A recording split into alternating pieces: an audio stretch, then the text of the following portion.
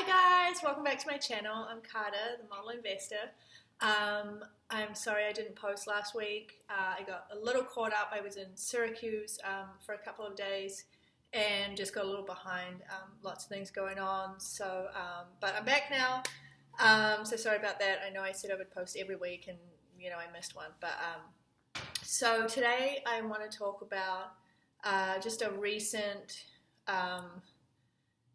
it's not an issue, just like something that happened with one of my single families, and I think it's important to share because I had a plan for this property and we had to change that plan dramatically, and it just goes to show that sometimes things change, and in real estate you have to be adaptable and just go with the flow sometimes.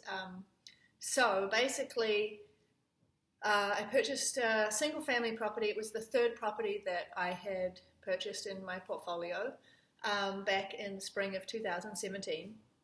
Great little 4-bedroom, mid-50s little bungalow. I guess you would say it's like a little bungalow with like a nice little backyard and quite a nice area of Syracuse.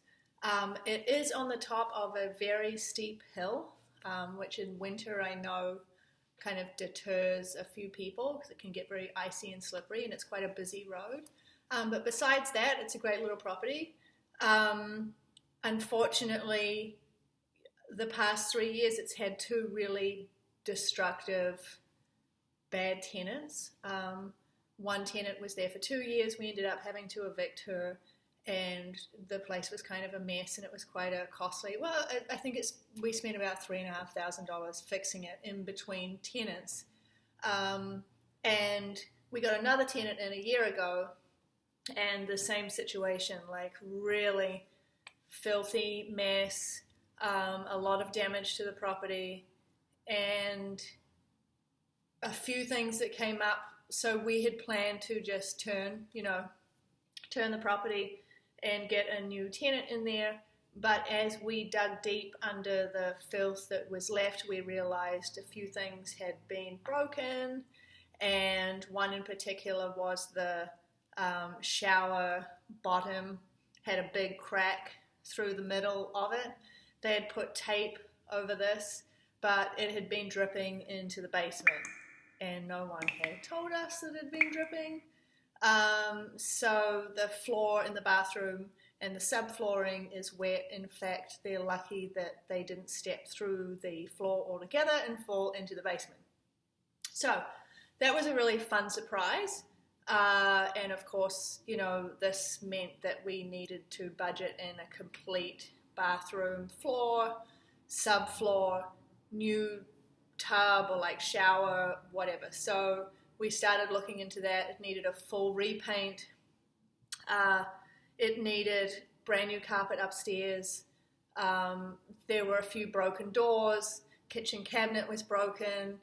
The place was, the sink, there were cigarette marks where someone had been smoking while they were doing the dishes and just let the cigarette burn through onto the ceramic.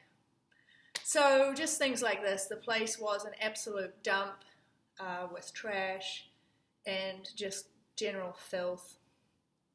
Rather disappointing and quite surprising for only 12 months. So this was kind of disappointing, especially because this, like I said, is in a nicer neighborhood. The property's really cute. I have cheaper properties in other neighborhoods that are a little rougher, and they are very stable and barely any repairs and maintenance. So this property just kind of had a bad run the last 3 years, but I was planning on, making a few cosmetic changes, some new appliances, making it more appealing to target a different type of tenant in hope that I would get a more stable, maybe a family that were planning on staying there for, a good amount of time. But once we started rehabbing the place, more things came up, and we started to calculate the costs, and it was starting to get way over what we would normally spend for a turn in between. I mean, it should only really be $2,000 3,000 tops if it's something really bad. I mean, 2,000 is on the higher end, I would say, even just for a good paint job and just freshen it up. So what we decided was, since we're almost doing a complete rehab on this place now, and with the added expense of that, we, Zeppelin, sorry, my dog's rolling around in the sun making grunting noises. We decided, because the area has seen a good amount of appreciation the last couple of years, that we will rehab it and then put it on the market to sell it to a first-time home buyer, or, you know, similar, probably not an investor.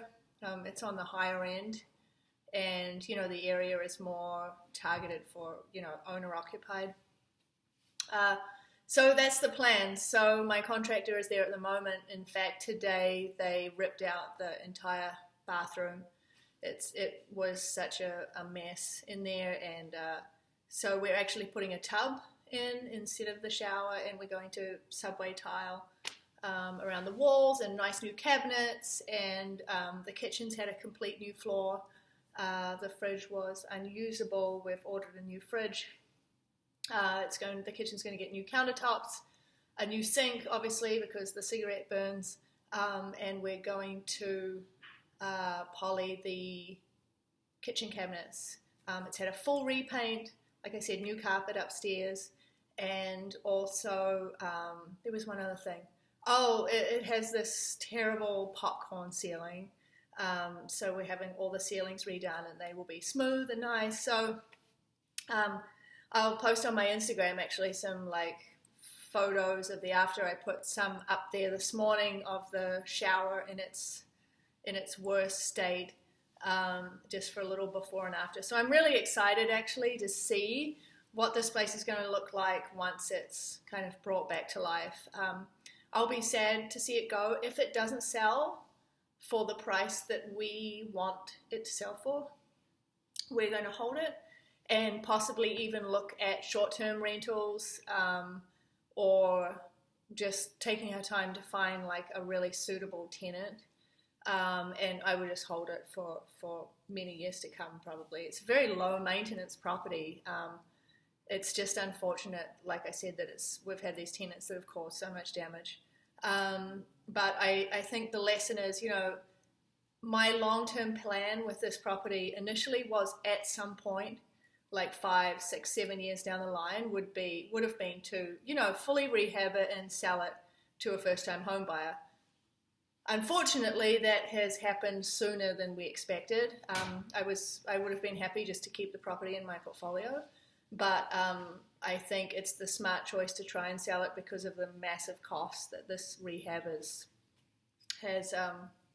caused.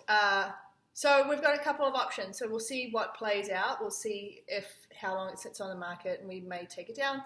But I will give you all an update on that. But I think, like I said, sometimes your plans change. You have to be a little flexible, and then kind of analyzing the situation as we go. I had one sleepless night because I wasn't sure if I was ready to sell it, and if it didn't kind of make sense because I'm trying to build my portfolio. But if we sell it for the right price, I will make some money out of it, and then we will reinvest that into another investment as a replacement, 1 or 2 investments. So it all works out, and I have to say I really love the renovation. You know, I'm talking with my contractor. What color is the cabinet in the kitchen? I mean, the cabinets. What color is the cabinet in the bathroom going to be? And we're like matching all that up. So that's kind of the fun part for me. So that's the latest. Like I said, keep an eye on my Instagram. I'm going to put some good before and after shots up there. And I will have an update soon. But so that's it for this week. Happy investing, you guys, and I will talk to you next week. Bye.